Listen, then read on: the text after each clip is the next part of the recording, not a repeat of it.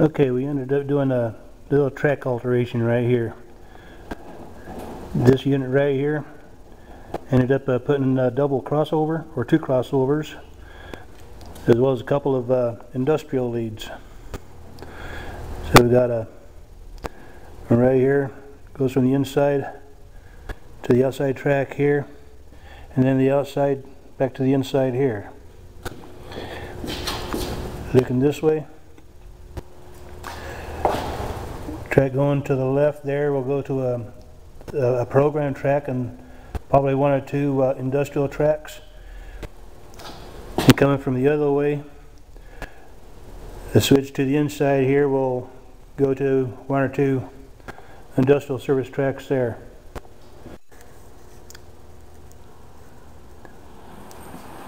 And the test of the work right here. Got my Amtrak going to come around here. Now these cars have body mounted couplers, so if they make it through here, there's no problem with it.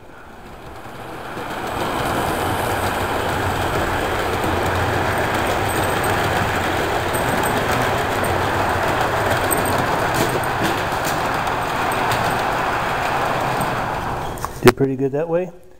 And now for a reverse move, back up.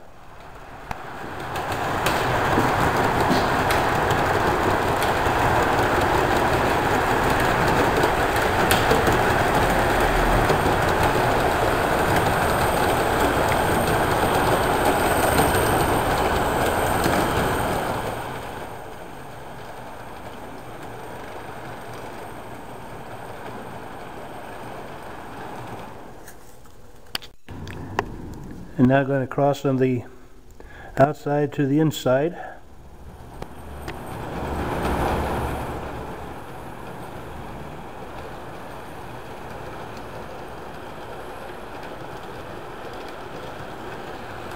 Which does real good.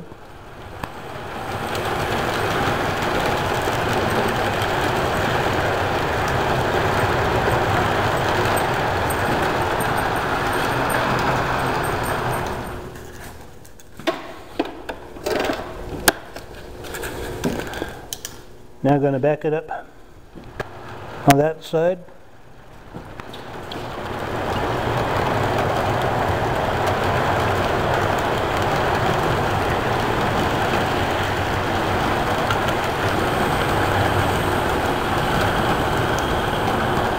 And Superliners wobble because they're the old Concord and they got that little push pin that holds the trucks on, so you can't really get them too snug there, and eventually going to use screws or something eventually. Now,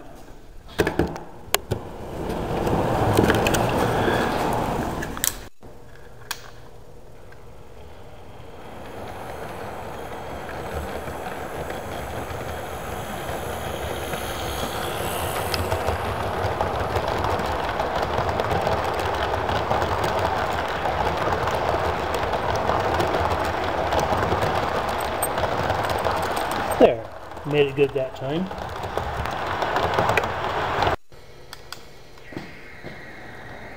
Okay, going to use my Bachmann F40 on here now. Going to run it for a bit.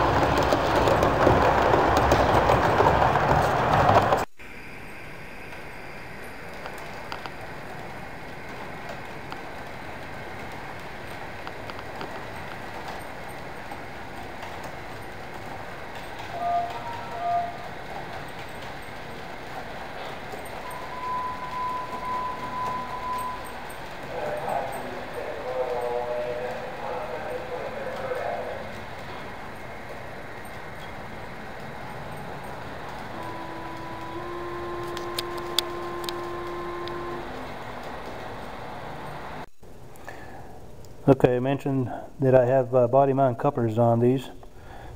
As you can see, the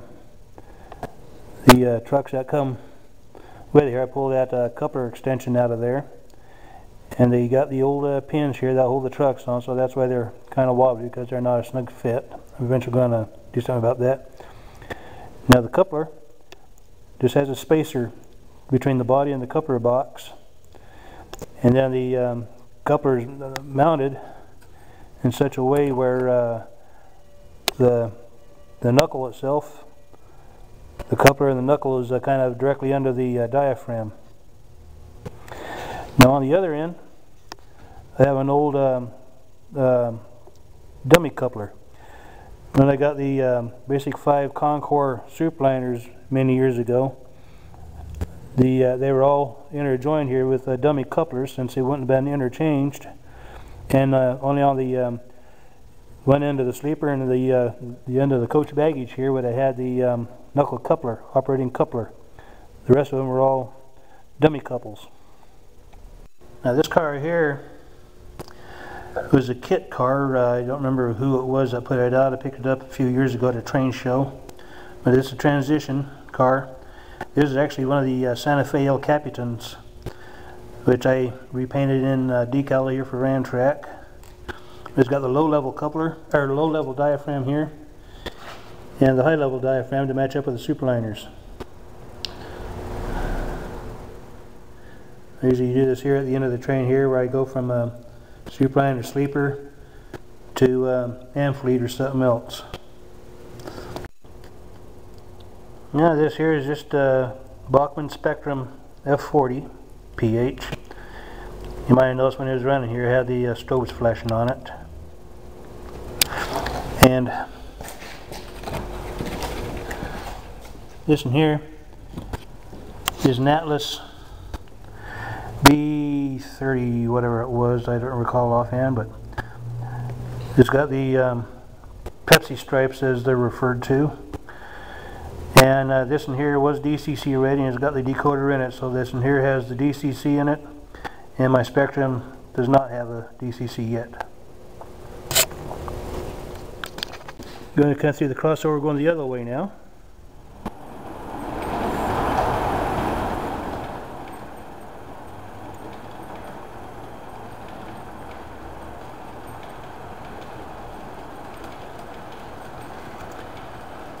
And like I said, with body mounted couplers, they do real good. Now that didn't happen before.